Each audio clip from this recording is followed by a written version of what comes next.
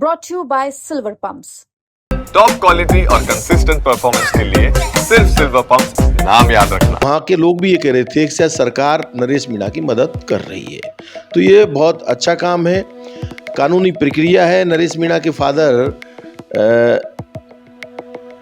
अपने माननीय मुख्यमंत्री जी से मिले, समय जरूर लगा, लेकिन मुख्यमंत्री जी ने उनकी मदद की और मदद करके नरेश मीणा की रिहाई में जो अहम रोल अदा किया है उसके लिए मैं उनका आभार भी व्यक्त करता हूं कि राजस्थान सरकार के मुखिया, मुख्यमंत्री एवं गृह मंत्री ने और गृह राज्य मंत्री ने, किसी ने कहा क्या किरोड़लाल जी को आप समरावता जाओ? क्यों गए समरावता? समाज का नेता होने के नाते। किसने कहा? समाज का नेता होने के नाते गए, ठीक है, समाज का नेता होने के नाते गए तो फिर सरकार से बात करनी चाहिए थी। क्यों बात? उन्होंने कहा कि हमने बात की है, क्या और बात? जो भी पीड़ित है, समरावता गांव के पीड़ित है, क्या बात की?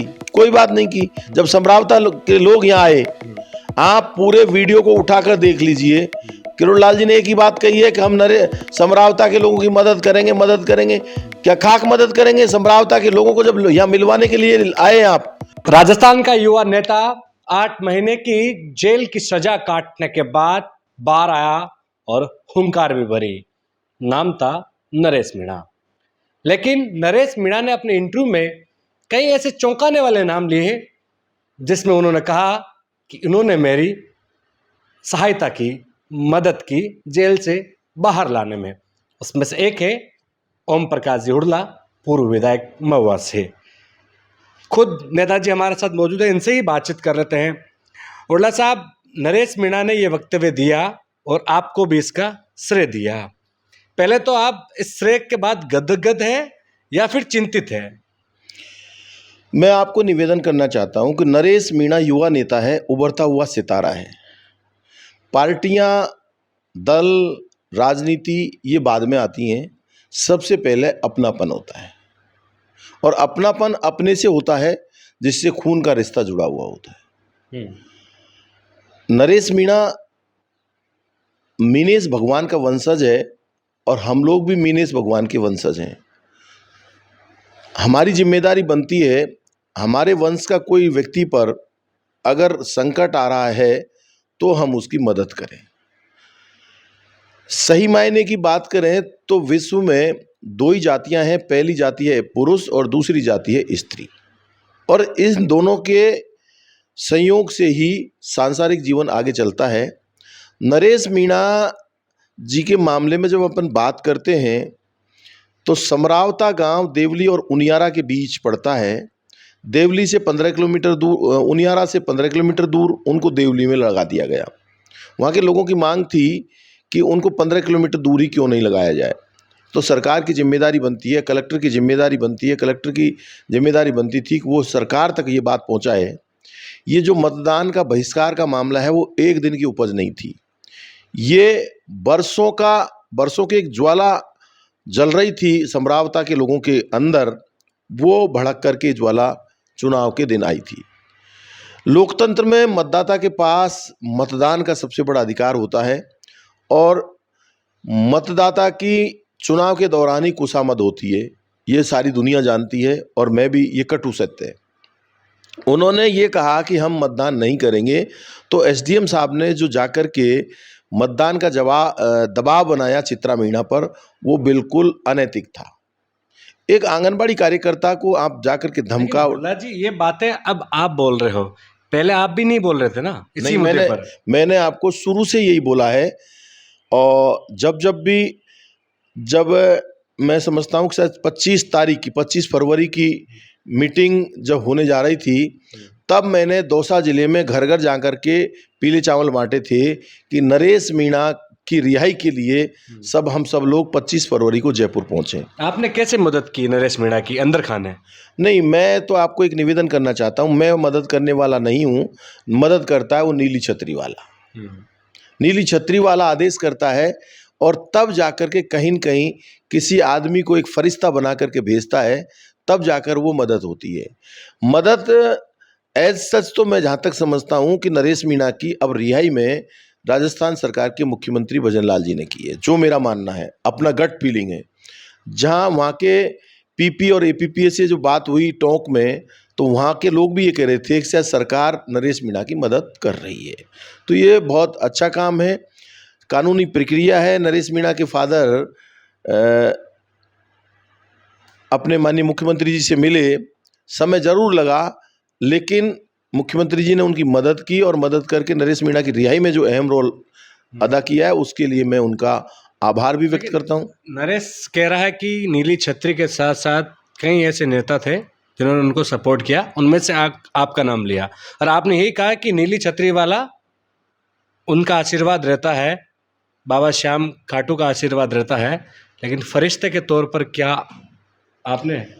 ऐसा है कि हमारा एक ही काम था कि नरेश मीणा को किस तरह से रिहा कराया जाए।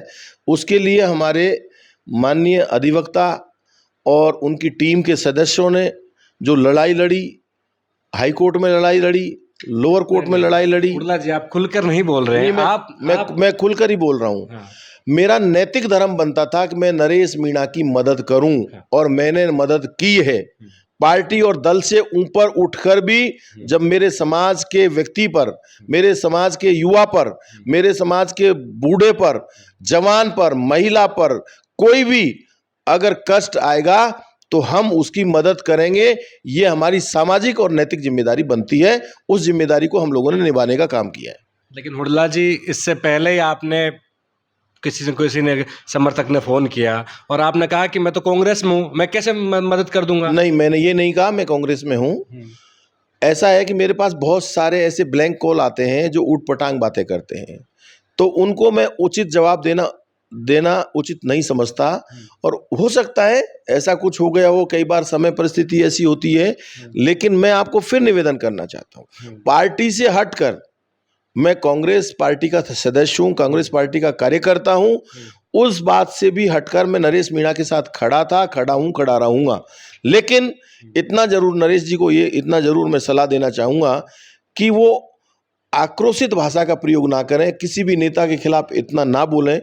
शांति के साथ राजनीति जो है, जो शांति में आनंद है वो किसी में भी आनंद नहीं है। धैर्य में जो आनंद है वो किसी में भी नहीं है। राजनीति में आगे बढ़ना है तो धैर्य रखना पड़ेगा, बातें सुननी पड़ेंगी, खून का घूंट पीना पड़ेगा। मैं आपको निवेदन करना चाहता हूं, भारतीय रेल मंत्री जी के द्वारा अश्विनी वैष्णव साहब से मिलकर के मैंने इंटरसिटी का ठहराव ओम प्रकाश हुडला ने कराया और उसमें सम्मानित किरोड़लाल मीणा साहब भी आए। और किरोड़लाल मीणा साहब को लगा कि हुडला का पड़ला भारी है। मेरे वहाँ 5000 लोग थे, किरोड़लाल जी के 50 लोग थे, तो एकदम खून का घूंट पिया और कहने लगे हुडला जी के हमारे कार्यकर्ता एक हैं, बोलो भारत माता की जय। तो खून के घूंट कई बार विरोधी के साथ बैठकर भी पीने पड़ते हैं, राजनीति ये कहती है। लेकिन नरेश मीणा तो कांग्रेस के ही नेताओं को कोस रहा है। वो तो कांग्रेस से ही बाहर आकर बागी होकर निर्दलीय टाट ठोके थे। उन्होंने कहा तो डोटासरा क्यों नहीं लपेट रहे, वो किसी को छोड़ भी नहीं रहे। नहीं, इस तरह का नरेश जी को कोई बयान नहीं देना चाहिए। मैं तो उनसे यही निवेदन करना चाहता हूं कि जहां अपना एक गोल फिक्स करिए, एक टारगेट फिक्स करिए और उस टारगेट के लिए संघर्ष करिए। उन्होंने, जहाँ तक मैं समझता हूँ, मुरारी लाल जी, प्रसादी लाल जी और इन सब के खिलाफ जो बोला है वो ठीक नहीं है, नहीं बोलना चाहिए। राजनीति में एक साथ 20 फ्रंट खोलना ठीक नहीं है। एक से लड़ाई लड़िए जिससे आपको लड़ाई लड़नी है, जिसको आप दुश्मन समझते हो, जिसको आप विरोधी समझते हो, एक आदमी से लड़ाई लड़नी चाहिए, ऐसा मेरा मानना है। प्रहलाद गुंजल कंधे से कंधा मिलाकर साथ खड़े थे, पूरे मूवमेंट को आगे फ्रंट फुट पर आकर लड़ाई लड़ रहे थे, पार्टी लाइन से हटकर लड़ रहे थे।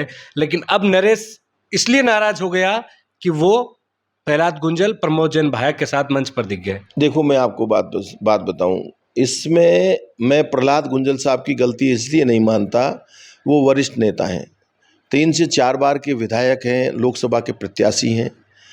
ऐसा नहीं है कि सारे काम एक व्यक्ति की भावना के अनुरूप ही किए जाएं।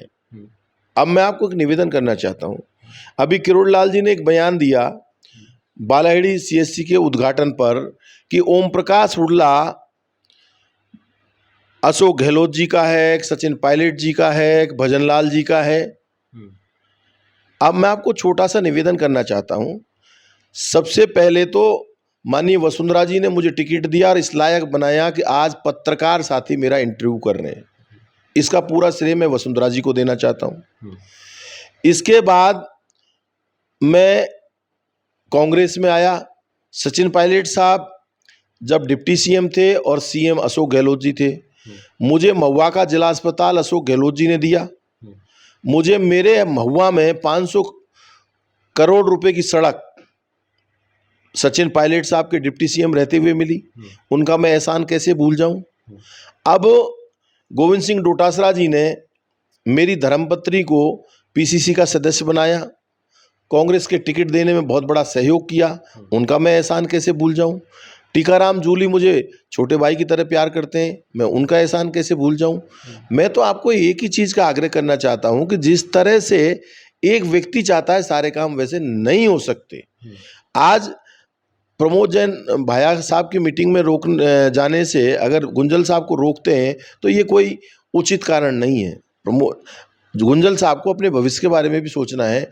आप सुबह किसी से नाराज हो जाओ, शाम को किसी से नाराज हो जाओ, ये राजनीतिक विषय नहीं है। हो सकता है चंद मिनटों के लिए आप सुर्खियां बटोर सकते हो, लेकिन लंबा चलना है तो आपको शालीनता से काम करना, एक मिनट काम करना पड़ेगा। अब भजनलाल जी जो हैं, मेरी धर्मशाला है गोवर्धन में, मैं उनका एहसान, और जिन्होंने दुष्टता की, मैं धर्मशाला से जोड़कर बात कहूँगा कि मेरी धर्मशाला हुड़ला धर्मशाला गोवर्धन में है, जो मेरी नहीं महुआ विधानसभा क्षेत्र के सर्व समाज के लोगों की है। उसका नाम भी सर्व समाज हुड़ला धर्मशाला है। उस धर्मशाला का उद्घाटन 20 जुलाई 2012 को माननीय वसुंधरा राजे जी, माननीय दिगंबर सिंह जी और माननीय भजनलाल जी, इन तीनों ने मेरी धर्मशाला का उद्घाटन किया। माननीय भजनलाल जी की धर्मशाला भजन फाउंडेशन के नाम से उनका जो ट्रस्ट है, और ओम प्रकाश हुड़ला की धर्मशाला में 100 मीटर का फासला है। हम पिछले 15-20 साल से लगातार वहाँ भंडारा लगाते आ रहे हैं, तो मैं भजनलाल जी का जो सहयोग रहा है मेरे लिए, उसको मैं कैसे भूल जाऊं। आज किरोड़ लाल जी कहते हैं कि भजनलाल जी के हैं, पायलट साहब के हैं, अशोक गहलोत के हैं, ऐसा नहीं है। व्यक्तिगत संबंध अपनी जगह मायने रखते हैं। अब किरोड़ लाल जी ने उस हुड़ला धर्मशाला को तोड़ने के लिए जिला कलेक्टर भरतपुर को कंप्लेंट की, और कंप्लेंट भी क्या, जो रैंप बना रखा है हुड़ला धर्मशाला के नीचे, उस रैंप को तोड़ने के लिए। अब किरोड़ लाल जी से धर्म का पुण्य का कोई काम तो हुआ नहीं, और अगर कोई धर्म और पुण्य का काम करता है तो उसको भी रुकावट डालने का काम करते हैं। तो एक तरह से ये सनातन विरोधी हैं। नरेश मीणा से मिलने के लिए आप जेल गए थे?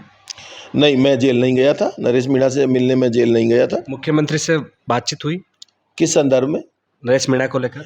नहीं, रियायत बरते थोड़ी? नहीं, मुख्यमंत्री जी से जब भी मेरी मुलाकात हुई तब मैंने यही कहा कि नरेश मीणा समाज का उभरता हुआ सितारा है, आप उसकी अधिक से अधिक मदद करें।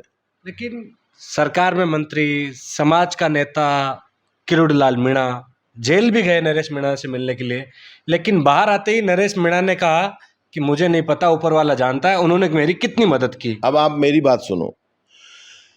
जैसे ही नरेश मीणा अरेस्ट होता है और पूरे राजस्थान में जलजला आ गया, प्रत्येक ब्लॉक पर 100, 200, 300 लोगों ने मिलकर के उपखंड स्तर पर ज्ञापन दिए मुख्यमंत्री को कि नरेश मीणा की रिहाई की जाए, और नरेश मीणा के पक्ष में मजबूती से मीणा समाज खड़ा हो गया था। तब किरोड़ लाल जी को लगा कि अब मेरी धरती खिसकने लगी है। उनके पास अकेले मीणा समाज के अलावा और कुछ भी सामान नहीं है किरोड़ लाल जी के पास।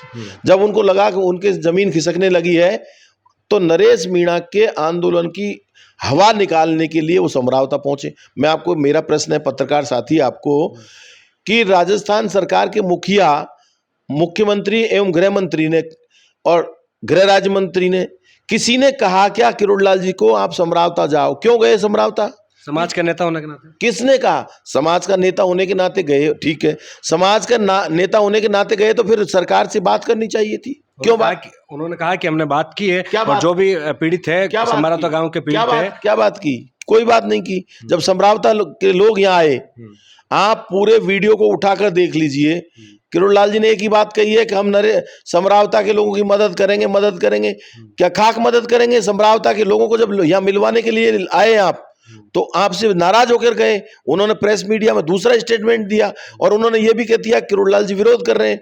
अब नरेश मीणा का जहां तक सवाल है, मैं व्यक्तिगत मत जाइए आप, नरेश मीणा का सवाल है, किरोड़ी लाल मीणा साहब मीणा समाज के कोटे में मंत्री हैं, उनके पास ऐसी कोई एक्स्ट्रा नॉलेज, एक्स्ट्रा कोई पावर, एक्स्ट्रा कोई डिग्री नहीं है जिसके कारण उनको मंत्री बनाया जाए। मैं आपको फिर निवेदन करना चाहता हूं कि आप देख रहे हैं अब जो राजस्थान के मंत्रिमंडल में हैं जिनकी उम्र 60-65 से नीचे नीचे है, 60 के आसपास है अधिकतर मंत्रियों की, सिर्फ एकमात्र मंत्री किरोड़लाल मीणा जी हैं जिनकी उम्र ज्यादा है। उसके बावजूद भी उनको मंत्रिमंडल में शामिल किया, तो इसके लिए तो मोदी जी और अमित शाह जी और भजनलाल जी को आभार व्यक्त करना चाहिए। लेकिन अब आज क्या चल रहा है, खाद बीज पे रेड चल रही है, आज ही हमने देखा। लेकिन वो तो अपनी सरकार से भी नाराज थे ना, उन्होंने इस्तीफा भी दिया था, स्वीकार नहीं हुआ। अब इस्तीफे की बात आती है तो मैंने बहुत ईमानदारी से देखा, 4 जून को परिणाम आया, मैं मुरारीलाल मीणा साहब, ममता भूपेश जी, GR खटाणा जी, ये सब लोग हम दौसा में सोमनाथ चौराहे पे एक मैरिज होम में बैठे थे, और किरोड़लाल जी का जैसे ही प्रत्याशी हारा तो उन्होंने लिखा, रघुकुल रीत सदा चली आई, प्राण जाए पर बचन न जाई। ये करके अब उन्होंने 12 अप्रैल 2024 को महुआ में मैरिज गार्डन में ये स्टेटमेंट दिया था कि अगर कन्हैया लाल जी चुनाव हार गए तो मैं मंत्री पद से इस्तीफा दे दूंगा। उसके परिप्रेक्ष्य में उन्होंने लिखा था कि रघुकुल रीत सदा चली आई, प्राण जाए पर बचन न जाई। लेकिन दे दिया ना इस्तीफा दे दिया। लेकिन मैं आपको निवेदन करूं, ऐसा नहीं था। इस्तीफे के अंदर की एक अलग बात थी। अलग ये थी कि जब भी राजस्थान में कोई बड़ा आंदोलन किया है तो मेरा सीधा उन पर आरोप है कि उन्होंने सेमीफाइनल खेल के और छोड़ दिया और फाइनल नहीं खेला। इसका मतलब उस विषय के संबंधित लोगों से उन्होंने बड़ा खेला कर लिया, बड़ा खेला करके समझौता कर लिया और आंदोलन को शिखर तक नहीं ले गए। अब ये कहा कि रघुकुल रीत सदा चली आई, प्राण जाए पर बचन न जाई, ऐसा नहीं है। किरोड़लाल जी के लिए यह है कि रघुकुल रीत सदा चली आई, आंदोलन के बिना नहीं हो रही है कमाई, क्योंकि सरकार में बैठकर वो आंदोलन नहीं कर पा रहे थे, इसलिए इस्तीफे की पेशकश की। जब सरकार में बैठकर जितना 5 किलो तरबूज, खरबूजा और ककड़ी नहीं मिल रही हो और आंदोलन से अगर 50 किलो तरबूज, ककड़ी, खरबूजा मिल रहा हो तो आदमी सरकार में रह के क्या करेगा। आंदोलन से बड़ी वसूली हो जाती है, बड़े बड़े लोग पैरों में आके बैठ जाते हैं, बड़े बड़े लोगों के साथ खेला कर लेते हैं। तो यही उनका उद्देश्य है, वो चरितार्थ उनका। नरेश से क्या लड़ाई है? तो किसकी? किरोड़लाल मीणा की। नरेश मीणा से लड़ाई है कि राजस्थान का युवा नरेश मीणा के पक्ष में जब उतर आया और उनको लगा कि मेरा स्थान कोई ले सकता है तो नरेश मीणा ले सकता है, तो नरेश मीणा को क्यों नहीं रोका जाए। और अकेले नरेश मीणा से लड़ाई नहीं है। मैं आपको निवेदन करना चाहता हूं, आपकी तो अच्छी दोस्ती है किरोड़लाल मीणा से। किरोड़लाल मेरे बड़े भाई हैं, उनका मैं आदर करता हूं। आप खूब सपोर्ट भी करते हैं उनको। अब सपोर्ट भी खूब किया है जब समय रहते हुए। जब मैं, आप ये कह रहे हो कि मीणा समाज से जो भी आते हैं नहीं, मैं उनके लिए मैं हमेशा खड़ा रहूंगा। नहीं, मैं आपको ये कह रहा हूं कि 2004 में हमने एक भागवत सप्ताह की थी जिसके चीफ गेस्ट किरोड़लाल मीणा जी थे। आपने बुलाया था? हाँ, बुलाया था मैंने। और उनको उस समय 55,000 रुपए की पश्मीना की शॉल भेंट की थी ओम प्रकाश उल्ला ने। हम आदर करते थे उनका। लेकिन जिस तरह से उन्होंने 2010 में मेरे छोटे भाई के खिलाफ शिकायत की, 2010 से लगातार वो हमारे खिलाफ शिकायत करते आते हैं, तो हम भी कोई लोहे के तो बने नहीं हुए, सोने चांदी के तो बने हुए नहीं है। तो बैठ कर सुलझाने की कोशिश नहीं की? चलो जो भी हुआ। हम भी मानव ही हैं। तो उनको समझना चाहिए था कि मैं किसकी शिकायत कर रहा हूं। 26 अक्टूबर को ईडी की रेड करवा दी। आपने कर ली उपाड़ जो करनी थी, ठीक है, आपने रेड करवा दी।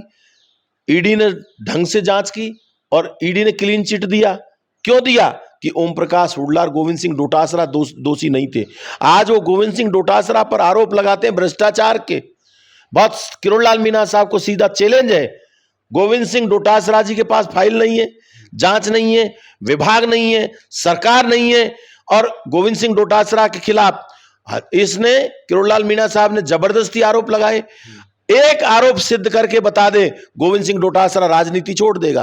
किरोड़लाल झूठा है, झूठों का सरदार है, अपराधी है, अपराधियों का सरदार है। पेपर लीक अभी तो रुक जाओ, ये पेपर लीक की आंच किरोड़ीलाल के परिवार तक भी आएगी। ऐसे सरपंच हैं जिनके पटवारियों के सिलेक्शन डॉक्टर किरोड़ीलाल मीणा और उनके परिवार के लोगों ने करवाया है। उनका खुलासा भी मैं बहुत जल्दी करूंगा। किरोड़ीलाल के परिवार में भी हो सकता है ऐसे लोग हों जो पेपर चोरी करके सरकारी नौकरी में आए हों, उनके रिश्तेदारों में भी ऐसे हों जो पेपर चोरी करके आए हों। उनका भी हम जल्दी खुलासा करेंगे, आने दो, समय आएगा। मीणा समाज के होने के नाते आप अब खुलकर नरेश मीणा का सपोर्ट करेंगे? मैं आपको निवेदन करना चाहता हूं, नरेश, अब ये उनकी विचारधारा पर निर्भर करेगा कि किस पार्टी में उनको जाना है। आप बताओ। मैं पूछ रहा हूं कि किस पार्टी में वो जाएंगे। मैं कांग्रेस का कार्यकर्ता हूं। जहां तक सामाजिक दृष्टि की बात थी, हमने नरेश मीणा का साथ देने की कोशिश की, छोटा सा प्रयास किया। लेकिन जब कांग्रेस पार्टी की बात आएगी तो कांग्रेस पार्टी के साथ, सचिन पायलट के साथ, टीकाराम जूली साहब के साथ, अपने डोटासरा जी के साथ, अपने अशोक गहलोत जी के साथ, इन कांग्रेस के नेताओं के साथ, राहुल गांधी जी के साथ डटकर मुकाबला करेंगे और चुनाव लड़ेंगे और सरकार बनाएंगे। आपको नहीं लग रहा कि उपचुनाव से पहले ये बीजेपी के आसपास मंडराने लग गए? अब ऐसे संकेत मिल रहे हैं। कौन? नरेश मीणा। अब ये देखो, ये उनका व्यक्तिगत मामला है। जहां उनका उद्देश्य पूरा होना हो उस पार्टी में उनको जाना चाहिए। अगर भाजपा में उनका उद्देश्य पूरा हो रहा है और भाजपा से वो विधायक बन सकते हैं तो उनको भाजपा ज्वाइन करनी चाहिए। अगर कांग्रेस से वो विधायक बन सकते हैं तो कांग्रेस ज्वाइन करनी चाहिए। ये उनका व्यक्तिगत मामला है। इस प्रश्न का जवाब नरेश मीणा जी दे सकते हैं। पार्टी बनानी चाहिए नहीं या नहीं?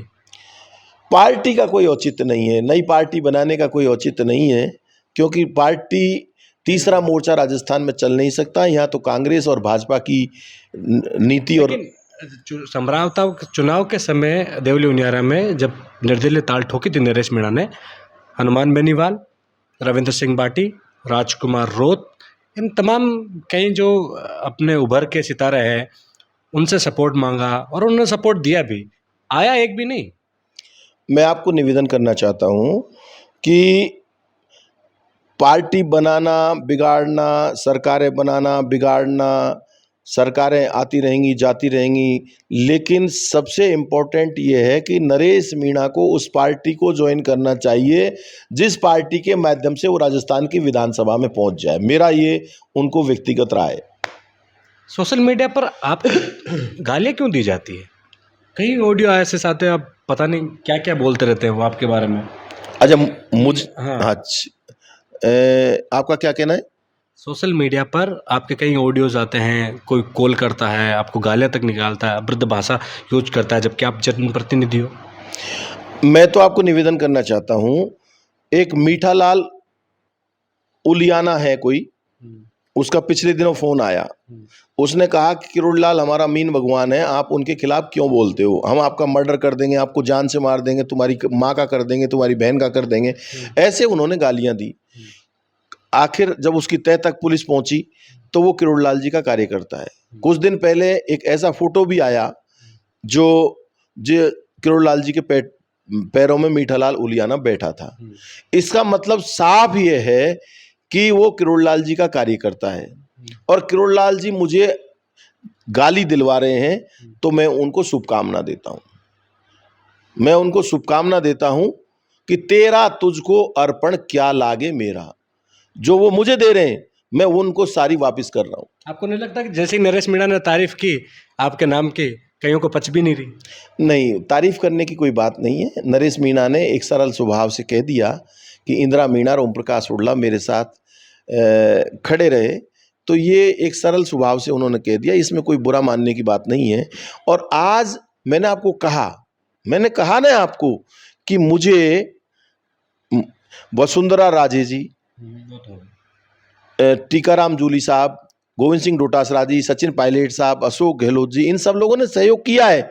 आज इस 21वीं सदी के भारत में कोई व्यक्ति किए हुए एहसान को एहसान मानता है, वो है इंसान, और किए हुए एहसान को एहसान नहीं मानता, वो हैवान है। इसलिए हमको इंसानियत जिंदा रखनी है और एहसान को जिंदा रखना है। आपने एहसान किया है?